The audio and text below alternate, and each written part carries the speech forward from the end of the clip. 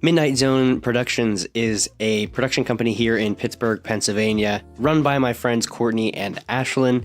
They've done a really great job over the last year especially, so I wanted to bring them on the podcast. These guys also started out making YouTube videos and with a big interest in film, so I wanted to kind of pick their brains and see where they're at with that, the balance between freelance and content production or film production in general is something I'm really interested in as more and more people take that path to see how it can work and what the struggles are along the way.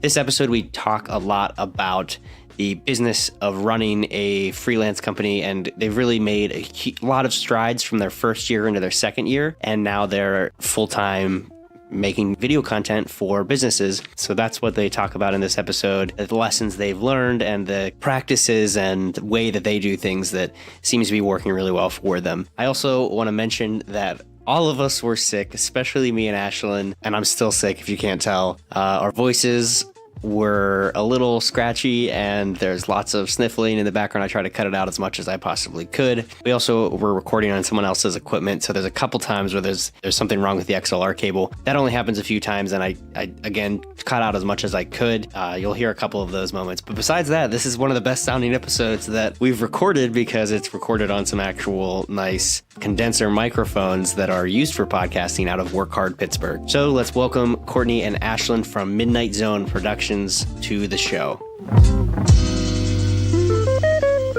Hi, Courtney and Ashlyn. Hi. Hey. Welcome to the podcast. Thanks for having us. Yeah, it's okay to be awkward. We're all awkward here. Okay. It's even worse. It makes it so much even more awkward because you don't see us. So or maybe that makes it less awkward. I don't know, but we'll treat it as a conversation. We'll just roll with it. Okay. So your Midnight Zone production, you want to tell me a little bit about who you guys are, what you do? Yeah, so Ashlyn and I have been doing video production for quite a few years now, and we just started Midnight Zone Productions. This March will be our second year in business. It's been going pretty well. We offer videos for local businesses, nonprofits, event promotion, artist promotion, mostly short form content for social media. Yeah, we've been doing pretty good and it's exciting. That stuff's like huge now. Is like the I remember when I first got into filmmaking, there were like a few very specific things that you could do with video production, and like it's just blown up the amount, because I mean video is being consumed everywhere all the time, so like every business is like in constant, and events and artists and stuff are in constant need of content. So like being content creators for other brands and stuff that can't do it for themselves or don't know how to do it for themselves. Yeah, and we've also been a part of Work Hard Pittsburgh, so we've been, doing a lot of freelance work through there too.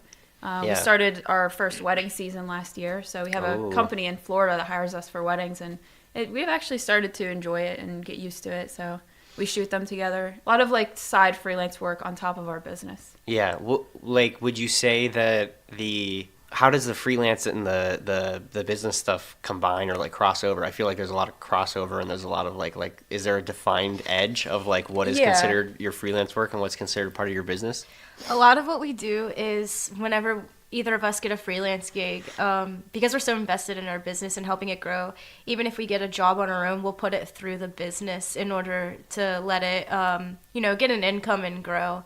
For example, if I reach out to a client on my own or someone finds out who I am, I'll represent ourselves as Midnight Zone, who is working for them rather than just myself. And that's basically with any gig I get or she gets. Mm-hmm. Right. So you've been in business for 2 years, which is something. That's longer than a lot of businesses stay in business. So Is it now both of your full-time jobs? Yeah. At one point you were doing other jobs too. It's definitely a full-time commitment. And I would say like the first year was a lot of learning, especially with the business side of it. Right. So we spent a lot of time doing just kind of unpaid like volunteer work, just filling and like, planting just trying a seed to be constantly in the business. Working.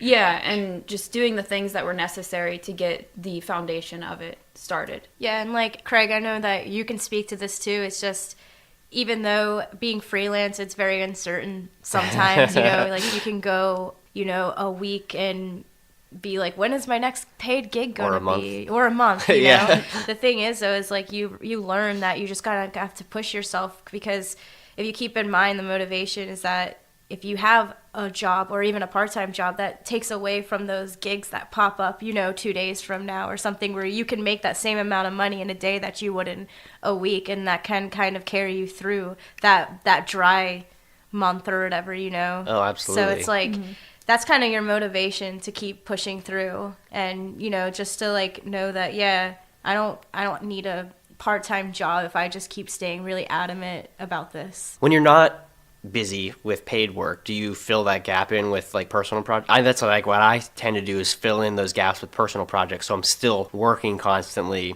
And what I'm trying to do too is develop kind of online products, like a distribution filmmaking course, that then I can focus on like promoting that whenever I'm not working on like specific projects. There's a lot of work that we do for the business that we are not paid for, obviously. Right. So a lot of that ties in with content strategy on social media. So we actually have posts scheduled out until like this August. Oh, nice. Every week. Yeah. And we're trying to at least have 2 to 3 posts a week. And we're finding that a lot of people and potential clients are contacting us through social media. So it's been paying off. Yeah. That's a good thing to like point out, because a lot of people, I work with a lot of small businesses that like don't really see the ROI on the social media stuff, because they aren't sure whether or not people are reaching out through Facebook. And the thing is, a lot of times they're getting leads. Like I help them manage their page.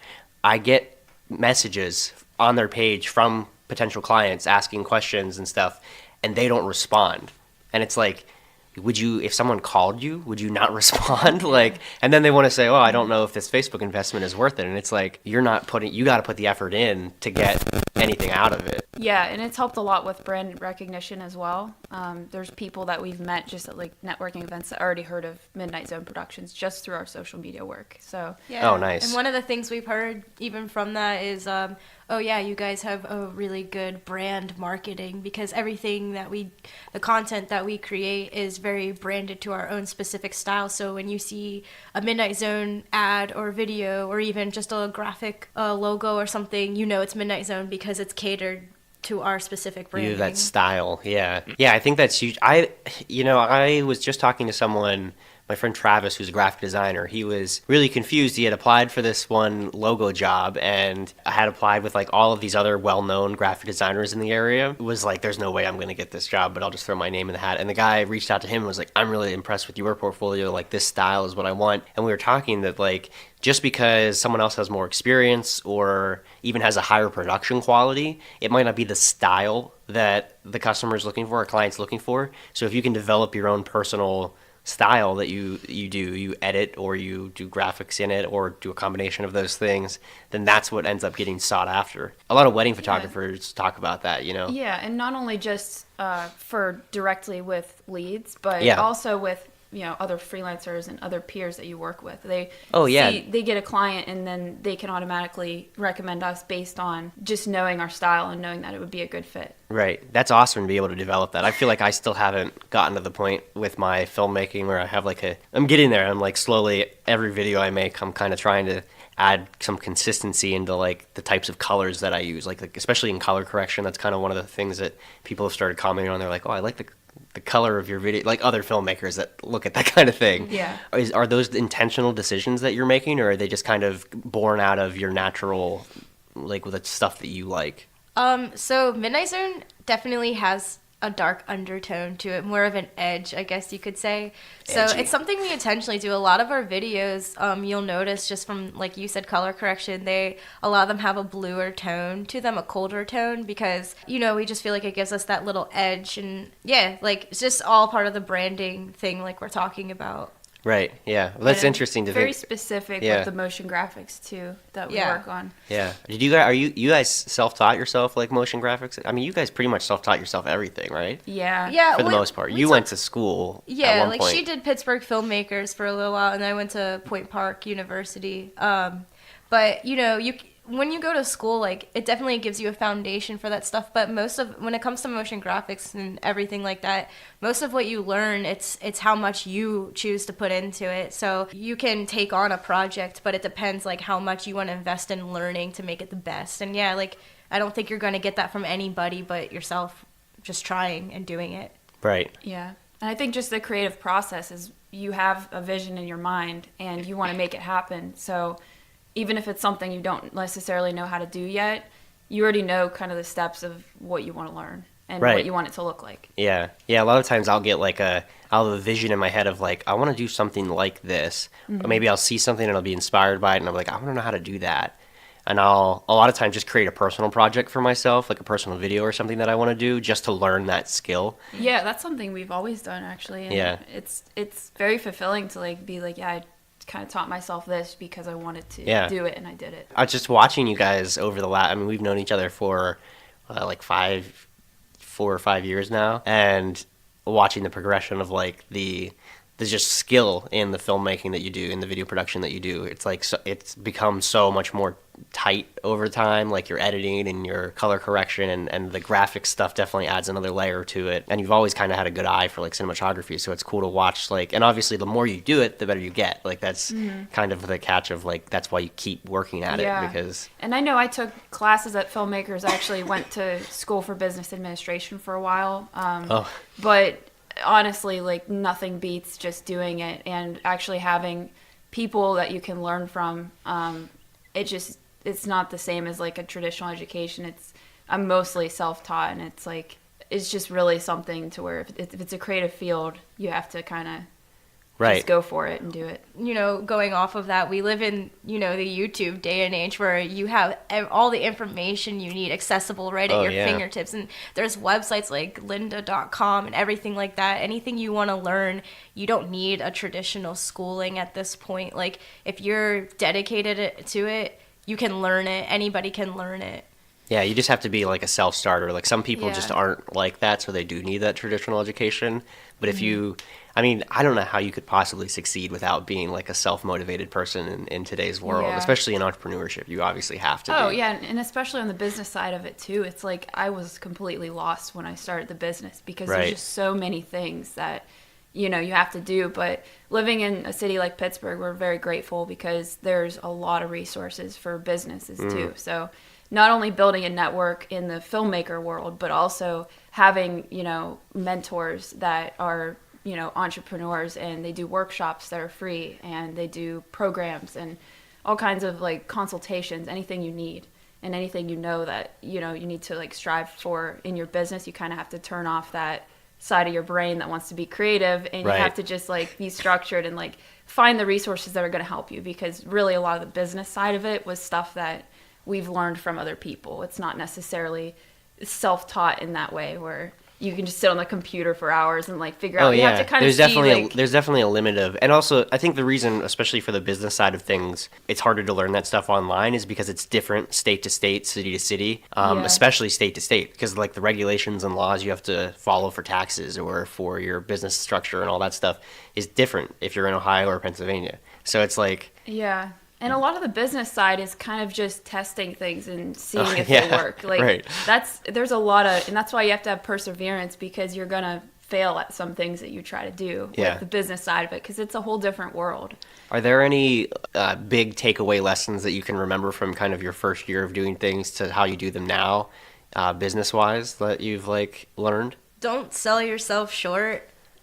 Being a freelancer, a lot of people are going to try to take advantage of you and get free work out of you. And, you know, one thing I told myself at first was, if I just do this free thing, this could lead to more things. And you realize that's not really how it works. And just know your worth. You know, you have this education, you have this skill, other people who don't know necessarily how to do the things you do. And just don't take, I mean, you know, if you don't take the free work if you know like there's something like that you could make money from. A point, you know, to kind of go off of that would be, we still do free work, but it's stuff we do intentionally. Right. And it's things that we know are going to benefit our business. So when people come to you and they're trying to get, you know, they don't have a good budget and they're trying to get that free work, that's not necessarily the clients you even want to attract in the work you want to do. So, like, for example, we actually just made it a goal. This was just an idea that we had, was to reach out to people that are organizing big events in Pittsburgh based on women entrepreneurs. So there's these conferences that are all day long, and we just reached out to them and sent them a proposal offering our services in exchange for sponsorship packages. So we have 2 events coming up. I think the one's next weekend. It's called Rising Women Conference. So we get to be a vendor there. We get to actually go up on stage and speak and pitch our business to like a big group of people, and we get to participate in the event. So and we did a lot of free work for that. That's really awesome, yeah. But that's like an example of when free work really can be beneficial. It's strategic. Yeah, well, exactly. and it's trade. I mean, that's not trade, yeah. like I worked in the radio industry for a while, and that's standard. You know, if a business can't afford to pay for radio ads, but they should be advertising on the radio, it's like, okay, well then what can we do for trade? If it's a restaurant, can we bring our clients there, and can you give us like money to have meals, and like we'll count that towards your radio ads, or can you provide a prize for this thing, or you know, whatever it is. Yeah, that's an interesting way for the sponsorship. I've actually never heard of anyone doing that, so that's a kind of a cool spin on that trade idea. Yeah, and it also gives us exposure online. You know, these people are posting our name on their website and on social media ads for the conference too. So in the long run, it really pays itself off. Yeah, well, and I think you're smart about the type of thing that you're trading too, because you're doing it for something where the audience of this conference is your potential clients. Yeah. Right? Like the people that are going there are the people that you might actually want to hire you. It's definitely like we're really looking forward to these 2 events. And we interviewed the founders because they're not able to be there. And there's videos that are going to be played throughout the entire conference, and our logo's on every single one of them. Oh, that is awesome. Yeah, so good exposure. Yeah, and it's an entrepreneur event, so they're all business owners. And, you know, even just going to networking events, you realize that you're being video, your business can help every single other business, like where theirs may not necessarily be able to help you, but you can really like collab with anyone being in video. You said it's like a female entrepreneur conference? Is yeah, that the thing? The first one is called Rising Women Conference, and then there's another one at the end of April that's called Conquer Your Queendom. So that's cool. I think that's cool, and I think it's cool you as female business owners also, and in the like video world, that's like a pretty underrepresented. I mean, there's definitely a lot of women out there like in filmmaking and in video production, but it's skewed heavily towards male, and that's changing constantly. But it's cool to see, like, for them to then see like, oh, there's an option of like video producing, like a video production company that we could hire that is also owned by women, you know, and that's a cool thing to match up. That's definitely our niche. I think as we grow as entrepreneurs and, you know, being women in the field, you've like built like a niche for yourself there with as women business owners, and being able to empathize with other women business owners, and they like obviously are going to want to work with people that they can associate with and they can connect with. That's just cool on like a social level, but also on like it's a smart business level thing too. Yeah, and there's just a lot of support for that in Pittsburgh. And another thing that is maybe a long-term goal for us would be getting our it's called a WMDBE, so it's a women minority business certification. Oh, interesting. And this would be where you can place bids on, you know, services, and this would be people like seeking out women minority owned businesses for work. So yeah, there's just a lot of support there. That's awesome. Yeah, and Pittsburgh seems to be like relatively progressive in that area as well.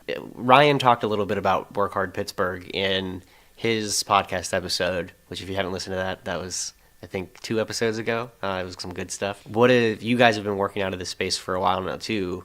What are kind of the benefits that you found to participating in and working out of like a co-working community? Being business owners here, like we had mentioned before, we're also technically freelancers too. Mm-hmm. So being part of this co-op space, not only do we get to be part of, you know, the great things that they're doing for the neighborhood and just opportunities that they bring just to everyone here and throughout the neighborhood. They also bring opportunities to the business owners within the co-op space as well. And us being business owners and freelancers too, they provide us with work as well. We obviously still get our own work through our own business, but you know, being in the freelance video industry, if you're in this field, you know that during the winter months it gets really tough. There's not a lot of events going on. Businesses just don't spend a lot of money in the winter months too. It's the same in advertising, yeah. So with Work Hard, they have consistent clients who come through here. And with all of us in here who do the video work, we are able to kind of share the work that comes through from consistent clients. So they kind of help us out with that, with keeping like our feet on the ground with the work that comes in. So I would say being at Work Hard Pittsburgh during our first year in business has been so beneficial to us and helped us through, that first really hard period of time when you start a business. Yeah. Well, yeah, I mean, that is like the hardest time. And I keep putting myself through it because I keep doing freelance and then going to a full-time job for like a while and then trying to go back to freelance. And it's every single time it's like starting anew. I mean, I get to carry the lessons that I learned, which is kind of good because I like fell on my face a couple times before. So now it's like I can take those lessons and apply those. And I mean, and the biggest thing is like having some consistent clients is like, that is the like only way to survive. Like having people that can come back to you every once in a while or constantly is great, but that's obviously not always a possibility. That's a really good point, and I think that has helped us out a lot is the fact that we have people we've worked with who would just call us up and be like, can you do this shoot tomorrow or the day after tomorrow? And the fact that we're so willing to jump on it, and we have two people who are, we're very flexible, we're very open, dedicated, we have really quick turnaround time when it comes to editing, and people that work with us know that. So I think that has helped a lot, is just having that open availability and having that top priority for all the work coming in. So like back in the day, you guys were interested in making like narrative film work. Is that still on your radar? Do you feel that doing freelance has hindered your ability to follow those kind of passion projects, or is it kind of giving you the skills and freedom that you need to do that? We did produce a film last year, a short film. Was that last year? Yeah, it was last winter. We produced a short film, which I would say it's in combination with us being like freelancers too, because it was obviously a passion project where we had a narrative story we wanted to tell, and it gave us that creative release, but it also led us to being able to attend the Palm Springs Short Fest in California. With that being said, we were able to meet a lot of important people in the industry, and Courtney was able to pitch movie idea that she in the future wants to produce. So, it can start out with just a small creative project, but you can still use those things to impact your business still. Yeah, I would say as of right now, that's not a priority for us. Right. Just because it's a huge commitment. It's a huge process. Even just producing, it was like a 6-minute film. It took over $2,000 and it took like 4 months. Yeah. And it's just like, I think that would just take away from the things we're trying to do right now within our business. Right. One thing we still do on the side, though, I mean, aside from, I was just talking about this morning with her, actually, was that just 2 days ago, we had this idea to make this short little 3-minute video of just not even anything for a business, just for ourselves, just to like, get that creative release out. And I think that's still important to make sure you have time. What gets most people into filmmaking is because you have this yearning inside of you that just wants to film this idea that you have and just make it come to life. And I think it's important to never lose that passion that you have that started, because when you get so wrapped up in corporate video and you start to lose that burning flame, and you need to make sure that you're still fueling that fire inside of you by taking time away from the corporate stuff and letting your creative juices flow in something that you're just doing for pure enjoyment. Yeah, so we actually started a YouTube channel called Uptide by Midnight Zone Productions. That channel is for all of our side projects that we do. I think one of our big passions is just doing like fan music videos. Yeah. I mean, that's like how you guys started out. It was like you had, what was your production company in high school? That we have to say this on here. It was Hang Hood Productions. Yeah. Yeah, we did a lot of comedy stuff, but the music videos were something that just, it's like the perfect release when you hear a song and then you're like, yeah, I could totally make in a day a music video. Yeah. Well, and you get to experiment with like different effects and different like cinematography styles and stuff. I know like some of the best commercial producers, video producers, like Michael Gondry, who also has done feature films. That's how he does so many music videos, and he started out doing music videos because it allows that creativity to just like. And I mean, with like that, with doing fan videos, you're kind of tapping into like an audience that already exists, and B, like something you don't have to worry about working with a musician, which sometimes is the best part about doing music videos, and sometimes is the worst part about doing music videos. Yeah, and it's something you can look at as just a creative release, but also we're putting. It's almost a channel that's going back into our business because those videos get a lot of views. Like people watch those a lot. Yeah, I like how you're doing that, like by Midnight Zone Productions, so that you're not totally losing your own brand in that. Exactly. Yeah, it has the same branding also, so it kind of routes some traffic over as well as just having fun with it. So what, like in the coming year, what are the things you're most excited about working on? Do you have anything coming up that you're stoked about? One thing that we're planning to do starting this spring is going door to door and introducing ourselves to local business owners. We already have pamphlets made to give out to people. We haven't really started it this winter because it's just been too cold. Yeah. But we really want to just meet with local business owners, ask them if they would like to meet up sometime to grab a coffee and just talk about promotion ideas, if they'd be interested in working with us, anything like that. So I think that's one thing I'm really looking forward to.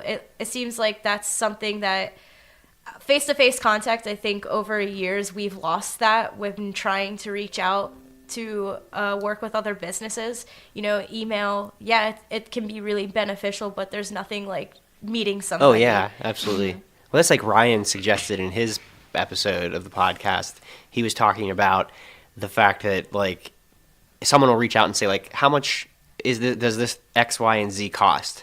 And he'll be like, well, let's meet up and talk about it. And because he's always trying to get that face-to-face contact. And I like the same thing. If I can, I usually try to get a phone call because a lot of people I work with are like in Seattle or in LA, in Austin, Texas. Like, so I'm not going to be able to always go meet them face to face, but like if I can get them on the phone at least, then it's like it's much more personable. And I mean it's good because you're building that like lasting business relationship. You're more likely to get the sale, but also then you can kind of get a feel for the type of person they are and whether you're actually going to want to work with them. Because like what I'm finding is sometimes there's clients that I just don't want because we just don't vibe very well together, and it's like I know you're not going to be happy with my stuff and I'm not going to be happy working with you, so like let's just not even. I've learned just from experience like the type of people I don't like to work with. And obviously if you need the money then sometimes you just don't have that option, but it's nice to be able to I completely agree with that 100%. That's another reason why it's so important is that you're not always going to be able to work with everybody, and that's part of freelancing, but that's the glory of it too. You can say no. Who you want to work with. Yeah. So I would say too, with on the topic of working with clients, it's just very important to be clear and precise and detailed right off the bat. Yeah. Because that scope of work contract is like, I don't know if you guys call it that, but that is the like holy grail of not getting into projects that you. So even when people ask like, what can you do or what are your prices on initial consultation? Usually we do phone consults. Yeah. Or you can meet up with them, but it's important to take that time and say I'll get back to you, and then just really think about what you're going to offer them, what would be best for them, and write a detailed proposal that you can send that they can review. People appreciate that too. Like what I found is like a lot of times people will reach out to me for one thing. Like an example is there's this acting coach in LA that reached out for some motion graphics for some videos for social media, but their website really wasn't set up properly to be taking orders, and like it just didn't reflect their brand very well. I mean, he's a pretty high status acting coach and his website just wasn't great. So I was like, I can do those videos for you and this is how much it's going to cost, but honestly for about the same price I could also just completely redo your website so that you can actually take orders online. You can, it represents your brand better and everything. And that's happened, that's just one case. It's happened so many times where I've been able to suggest something specific. And even if it's within the same realm, it's like, well, let's, we could do this, like whatever. And maybe I give them the option to do something bigger than what just kind of like a nice like upsell thing. Like, oh, this is what you asked for. It'd be cool if we could also do this. But they appreciate that because it's like, you're the expert. They don't know. They're coming to you because they want you to help them figure out what the heck they're like. They have a goal and like you can help them reach that goal. And one thing I've learned through Work Hard Pittsburgh and just doing these freelance gigs is that we have a guitar manufacturer client, and we basically do these like long shoots, and then we're in charge of the editing for it. So it's been like an ongoing project for like 1 or 2 months where one shoot made 20 plus videos. And it's like, we need to start, you know, talking to clients in a way where they understand we want to get the most out of your content. And we want to make it so that we're not just sitting down and talking about one video. It's like, you can do one shoot and we can edit it and make this many videos from it. And the shorter and the more that we have, the better, in our opinion. Yeah. For example, we have one client right now. I mostly do the work for her because I just know her personally. But she's like a motivational coach, empowerment speaker. And what I'll do is I'll film her workshops and I'll do one long workshop for her, but then I offer her like, hey, like, you know, I can make 2 short form 1-minute promo pieces that you can post on social media and have 3 videos from this one shoot. So that's another way to kind of extend on what you can offer and make more money off of just one shoot. Yeah, and provide more value. Yeah, exactly. Yeah, absolutely. Yeah. Especially with social media, like the need for content, like just so many pieces of content feeds that. And if you can show them like, hey, I can do this, and also like sometimes explain to them why that's important is pretty big. Is there anything else you'd like to leave the podcast guests with, listeners with, before we sign off? Midnight Zone Productions, creative solutions for every brand.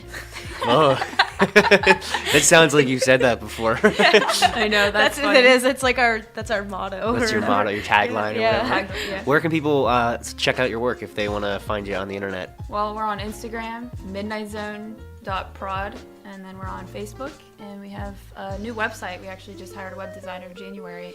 He did a great job, and we have some new work coming, so I would definitely check it out. Sweet. You guys have an awesome Instagram, so definitely go check that out. Thank you Thanks for joining us. Yeah, thank you. Yeah, thank you. Thank you for listening to this episode of Movies in the Black with Midnight Zone Productions. If you're enjoying this podcast, please subscribe, give us a like or a review on whatever platform you're listening to. We're on basically everything, so if you're listening on something that's not your preferred choice of podcast platform, go check and look for us wherever that is. We're probably there. And if we're not, let us know, and we will get that sorted out. Thank you again for watching. We'll be back next week on Tuesday with another episode.